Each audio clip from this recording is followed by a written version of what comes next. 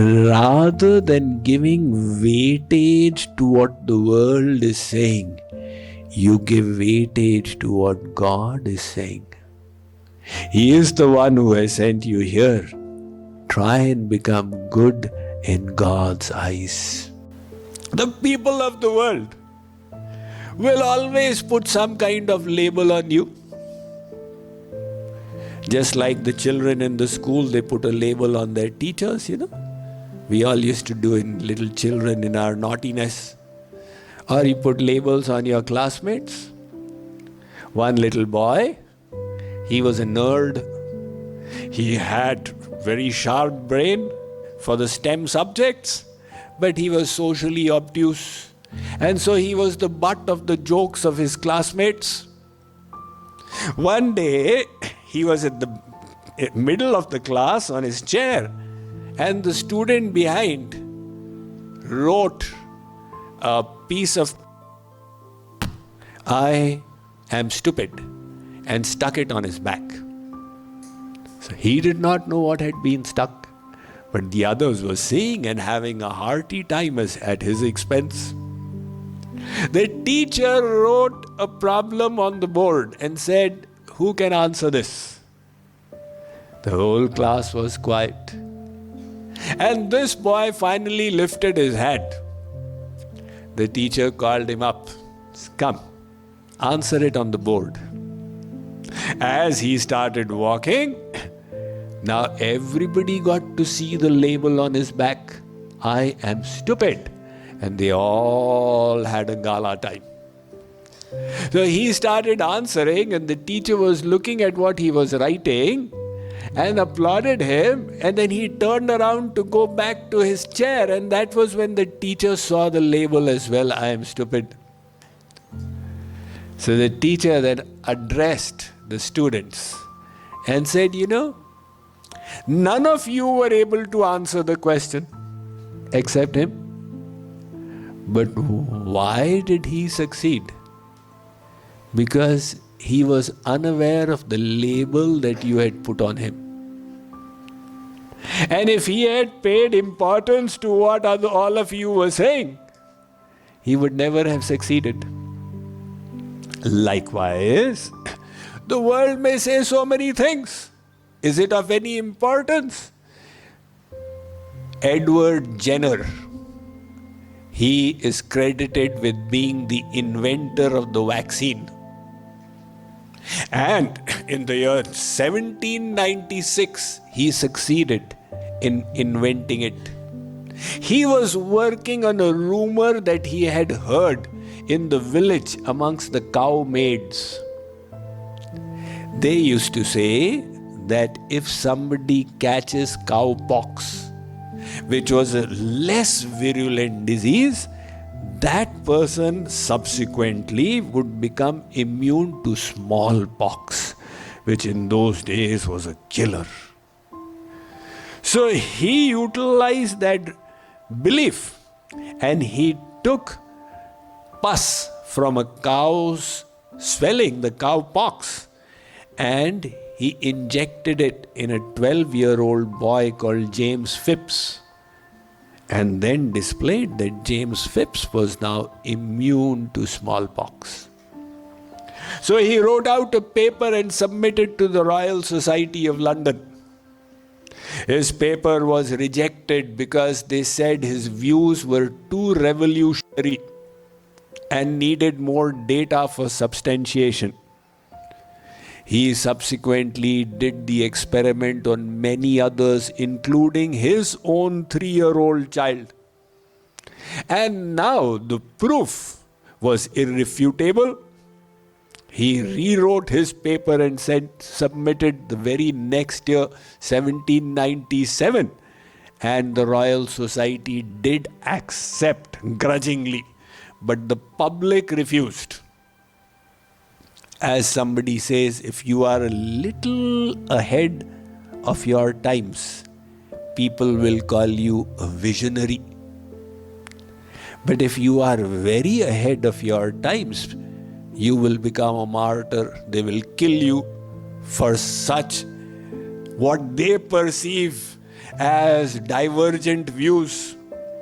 So there was so much of opposition to Edward Jenner. Nevertheless, the benefits of vaccination were too obvious to be ignored. Cartoons used to be made about Edward Jenner in the midst of human beings with animal parts growing on them. But slowly it started becoming popular. The word vaccination was coined by him from the Latin word vacca, which means cow, because he used the cowpox pus. So much for the opinions of others. What is the philosophy of the saints? There's been a saint in North India called Chajju Bhagat. So I'll tell you about him. He was a Bhagat. The people called him a Bhagat because they saw that he was always engaged in devotion. He was a household saint. He had his family and his little business, his shop. One man in the village needed to go on a holy pilgrimage. So what to do with his valuables? He put all his gold in a bundle and went to Chajju Bhagat's shop and said, Bhagatji, I have to go for 1 month and I know my goods will be safe with you. Can you please take them? Chajju Bhagat said, other people like you also have kept their valuables. Go inside. They are all in that corner. You can place your bundle also there. So he placed his bundle and went off. He returned after the 2-month pilgrimage and said, Bhagatji, can I have my gold back? Chajju Bhagat said, where you kept it? Just take it from there. He went, saw the bundle and picked it up. And when he returned home, opened it, he discovered there were 2 gold coins missing. He was now outraged. He went and stood outside the shop and started venting himself. People called you a Bhagat. What kind of Bhagat are you? You have stolen 2 gold coins from my bundle. You are such a greedy person without any integrity.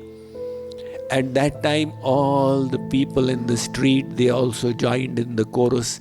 Yes, that is what we used to think. What is the need for him to do Sitaram morning, evening, Sitaram, Jarur kuch dal mein kala raha hoga. So Bhagat looked at them and just dismissed it. When he returned home, he discovered that 2 gold coins he had placed elsewhere. He had not actually put them in the bundle. And that embarrassed him tremendously. Oh my God, I said so much to that saint. So he went back. Again he stood in front of his shop and started praising him. That there is nobody like you. You have got so much of self-control. I accused you without basis and you did not even react to it. And the people on the street also gathered and they also joined the chorus. Yes, that is what we always said. Look at the look on his face, you can see he's got so much of integrity, and they went on. So Chajju Bhagat, he responded in Hindi. He said, Teri ninda ko bhi khak aur teri prashansa ko bhi khak. From my perspective, your praise has the value of mud to me, and your criticism also has the same value. So if you wish to take a leaf out of the book of saints and focus on fulfilling the purpose of your life, in that case, the best policy is to learn how to turn a deaf ear. How will you turn a deaf ear? Once in India, I was giving a lecture series in one town, and the warden of an institution for hearing impaired children, he used to come and attend. So he said to me, Swamiji, you come and bless all the children. So I went In the morning, meet them all.